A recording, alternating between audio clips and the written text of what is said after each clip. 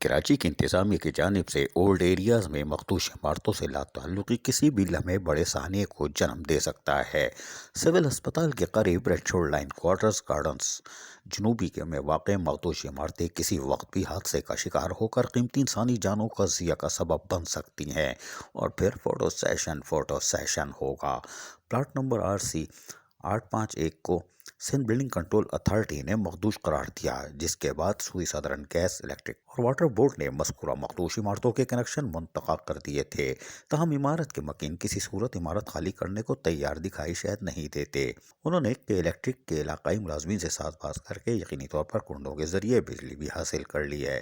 ذرائع کا کہنا ہے کہ ڈپٹی کمشنر جنوبی آفس کا عملہ بھی مخدوش عمارت خالی کرانے کے بجائے مسلسل ٹال مٹول کر رہا ہے۔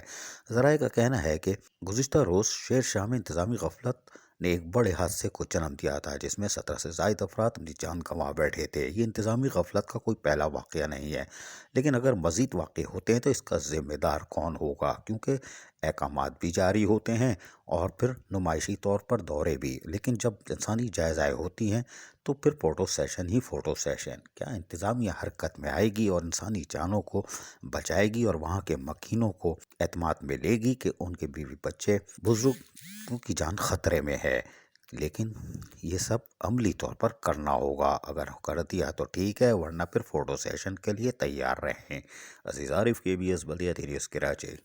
ایسی ہی خوبصورت ویڈیوز فیوچر میں حاصل کرنے کے لیے ریڈ بٹن پر کلک کر کے اور بیل آئیکن کو پریس کر کے ہم سب کے سبسکرائبر بننا مت بھولیے۔